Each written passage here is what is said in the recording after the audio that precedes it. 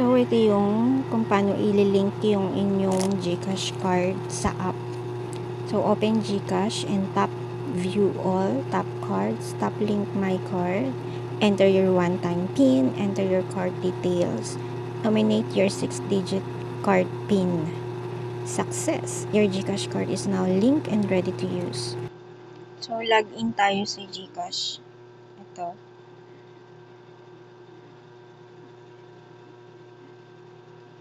Mahina yung wifi ko. Enter PIN.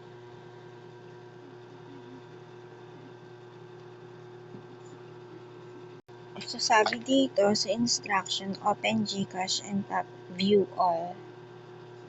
Open GCash and tap View All. Okay na, discover na. Tap Cards. Kasi yung cards.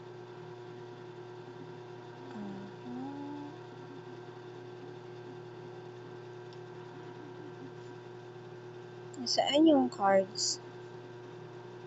Ayun, tap Cards.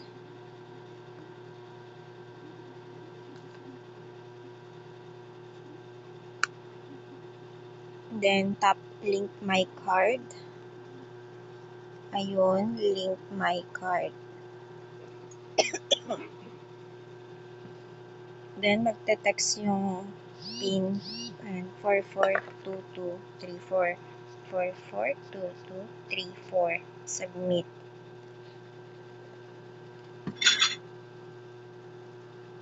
Ayan. Tapos, enter your card details. Enter your card information. Last 4 digit of card.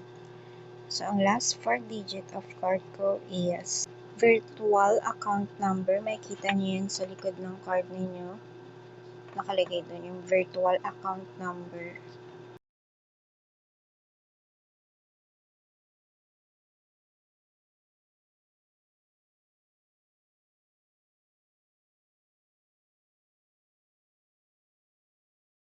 Yun na yung last 4 digit of card, and then virtual account number, and then click next. Your GCash card is now linked. Nominate your PIN now to enjoy your card. Okay, successfully linked daw. Tapos, gagawa tayo ng 6 PIN natin. Nominate your card specific for your GCash card is no different from your MPIN. For your safety, do not share this 6 digit. So, avoid weak PIN. Okay, tatry ko ng mag-PIN. Kung tatanggapin to. Kung hindi, edi papalit tayo. Show ko. Okay, nag-link na siya. GCash card link. Reference number. Congratulations, you can now use your GCash card in all stores and ATM machines worldwide. So, yan pwede nang gamitin yung GCash card. So, kung order po kayo ng GCash card, kung wala pa kayong card, i-click nyo lang yung order a GCash card. Ayan. Ayan. Diba nasa view all na kayo? I-click nyo yung card. Ayan. Lalabas naman dyan. Kung may card na kayo, link my card. Kung wala pa, order a GCash card. So, click nyo yung order a GCash card kung o-order pa lang kayo. Then, may bayad yan. Nasa 250 yata yung binayaran ko. Kasi yung card payment and then yung shipping payment. 250 lahat yun. So, ayun. Okay nga po.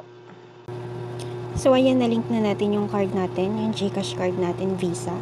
Ayan, may pangalan siya. Pangalan nyo kung ano yung ilalagay nyo doon sa information ng card. And then, ito yung last 4 digit. Ayan, dyan siya sa taas makikita. Tapos, ito yung last 4 digit. And then, ito yung virtual account number. Ayan.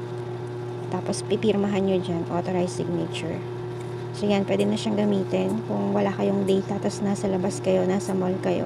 Hindi nyo na kailangan mag-data o mag-open ng nyo, GCash through app sa phone. Pwede na itong gamitin. Kung may bibilhin kayo, mag-grocery kayo lahat. Ito na, para talaga, talaga siya ATM card. Pwede na rin mag-withdraw sa mga ATM BancNet. Ayan. Ganun. So, thank you for watching. See you again.